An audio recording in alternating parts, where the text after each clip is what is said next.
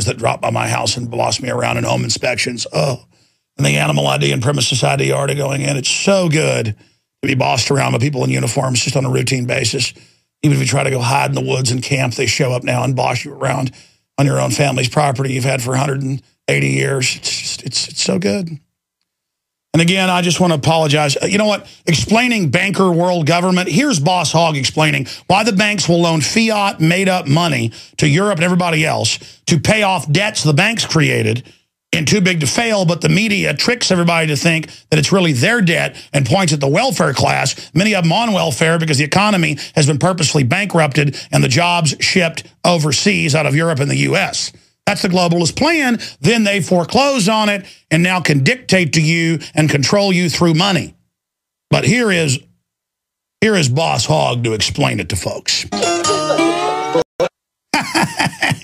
And that's what the globalists are getting grease for, less than 5 cents on the dollar.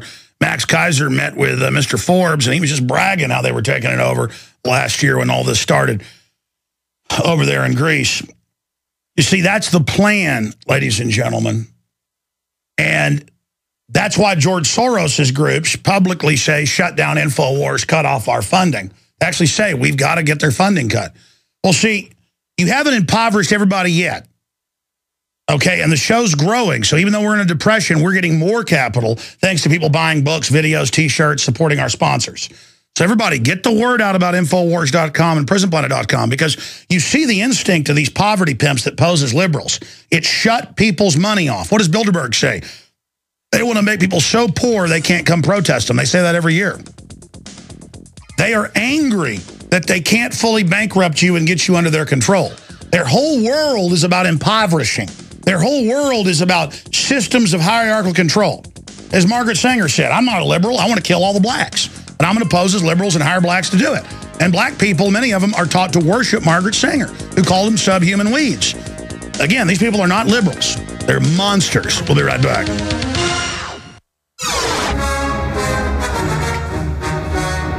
All right, I have been ranting through the unbelievable news in the last hour of worldwide transmission. And coming up, he was on 2 weeks ago with us. A lot of amazing information we covered. We're going to get into the campaign, talk about Obama and just the otherworldliness of a U.S. president. I think McBrain said it good in the hallway yesterday. He just said, man, it's just weird hearing a president badmouth entrepreneurs like that. It's just, because even though they've always preyed on us in the last few decades, at least they paid lip service. But now it's just, you didn't do jack squat. Kim Jong-il did everything. I mean, look what he did over. I mean, literally. I mean, governments create nightmare scenarios over and over and over again. Even if you get a good one for a while, bad people get in control. Anything that can give you anything you want can take it away. And they're only giving you something taken from somebody else. And these globalists are a weird group of control freak, mentally ill scientists. That's what really runs it. That's who the robber barons, you know, go to these weird scientific conferences and worship each other. And I watched it on C-SPAN when Holdren or some scientist comes before Jay Rockefeller and they start just groveling and, I mean, literally for like 10 minutes worshiping them, because it's a weird cult they're into. And they think it's going to give them life extension and all this. And they've got this big plan and they hate the general public. And so they try to dumb the general public down. And the globalists really hate anything that's strong. And you know, they try to export these mutated Hollywood cultures into the general population to wreck it. And they write books. I've seen globalists and Hollywood folks write books of how they're trying to wreck society. I mean, it's just a group of saboteurs. So we have to sabotage their evil. And the best way to do it is just frontally charge it.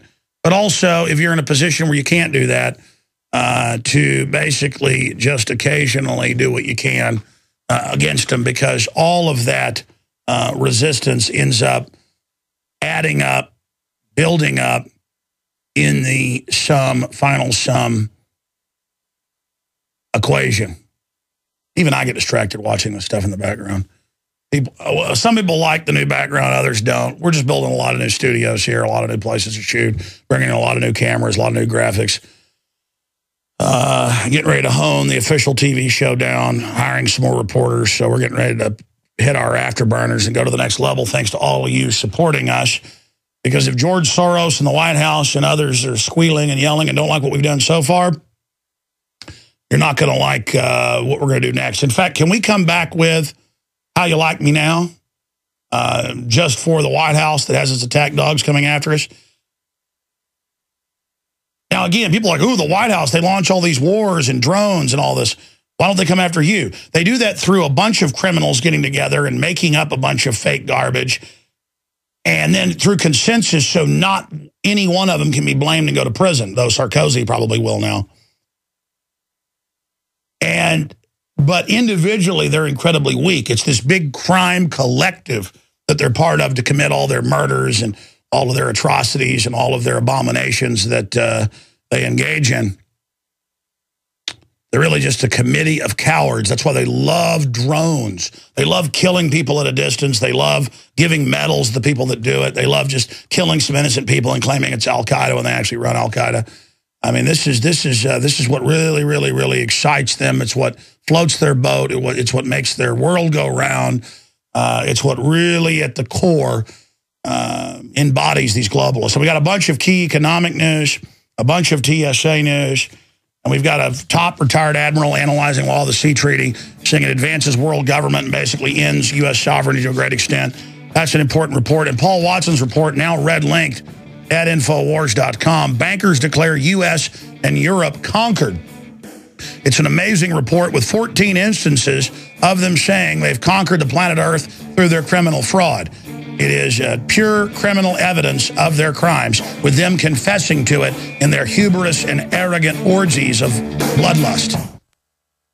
Ladies and gentlemen, it is Thursday, the 19th day of July 2012. Joseph Farah, the creator of one of the most prominent constitutional liberty-based media outlets in the world, is our guest. He joined us a few weeks ago for his maiden visit. I don't know why in the last 17 years on air I have never gotten him on, but here he is. And a lot of news got made out of his interview here 2 weeks ago, both on the fact of drones, but also on the evil of some of the George Soros White House funded groups. She talked about mixing Joseph Farah and Alex Jones is just, I think they described it as, chlorine bleach being mixed with something else, an explosive. It was just so horrible that we described the system as Orwellian, and that we talked about how crazy everything is and how Obama constantly lies. I mean, it's just bad. What's really bad is that InfoWars gets roughly 5 to 8 times a week the traffic MSNBC.com gets, and the same thing for WorldNetDaily.com or WND.com. What's really horrible is that the Drudge Report gets about 91 times the traffic of both of George Soros' White House-run Media Matters and Think Progress. See, that's what's really horrible and dangerous, is the dinosaur media is stumbling around, dying in front of us. But like a cornered, rabid dog, they are dangerous. Make no mistake. And they don't control the heartland of America. They don't control everything, but they do control the money, so they can loot that and legalize the illegal aliens and have the TSA open up flight schools run by illegal aliens for dozens of illegal aliens. But citizens have got to have TSA, grab your 2-year-old daughter and drag them behind closed doors as they cry, and as defrocked priests have their way with them publicly. Again, this is the giant re-education of America that they've talked so much about, and Paul Watson has an article. Banksters declare U.S. and Europe conquered, with 14 instances of the banksters and the media announcing that we are under a global government run by mega banks, but that it's a good thing.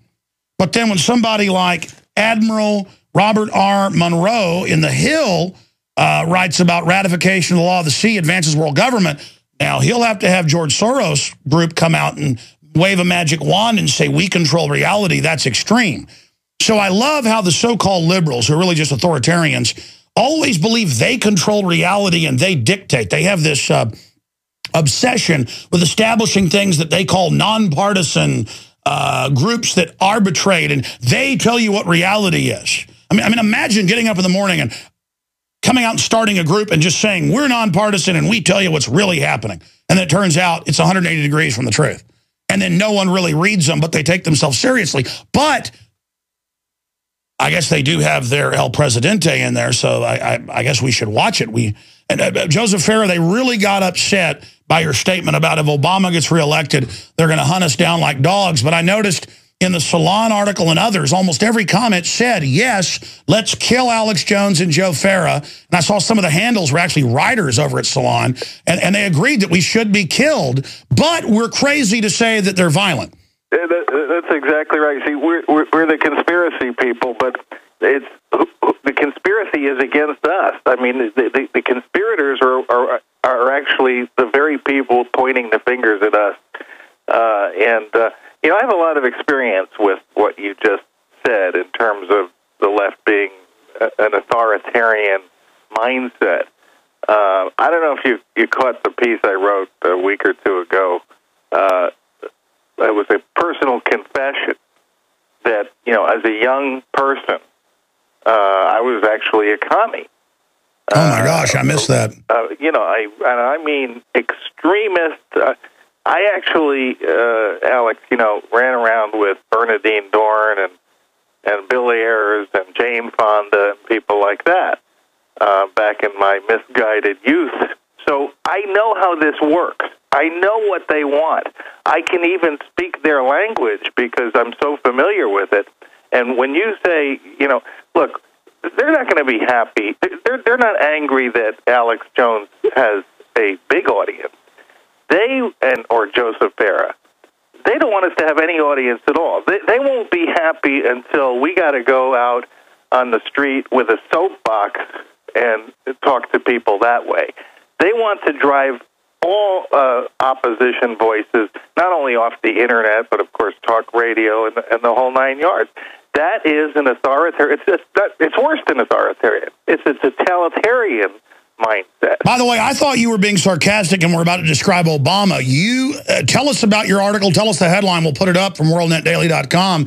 I get, because you were very young as a conservative to run major newspapers and things. You're saying your real education was early on. You actually fell into the underworld of the miscreant authoritarians posing as liberals? Yeah, the column was called Confessions of a Former Communist. And what it's really about is the fact that, being a part of that kind of radical extremist viewpoint, and I'm talking about, late 60s, early 70s, I had every advantage you could imagine. People were rolling out the red carpet. I was because of my radicalism, I was offered a free ride scholarship at college. Not because of my grades, not because of anything, but they liked the fact that, here's a guy, here's a future leader. And I really believe that, somebody like Barack Obama had the same kind, a little bit later, he's a little bit older than I am, or a little bit younger, I should say. He experienced the same thing. I don't know who his parents were. I don't know. Okay, if you hung around with communists, I've interviewed a few of them and gone out to dinner with them just to see, and as soon as they get 3 drinks in them, they start going, we're going to kill everybody when we take over. No, I'm not joking. I've had crew with me when well-known communists have come to town, or socialists, and then they say, I'm really a Marxist-Leninist, and when we take over, we're going to kill everybody. I was actually being encouraged as a teenager to go out and blow up chemical plants and oil refinery plants and things like that because they figured, he's underage, and if he gets caught, he's not going to get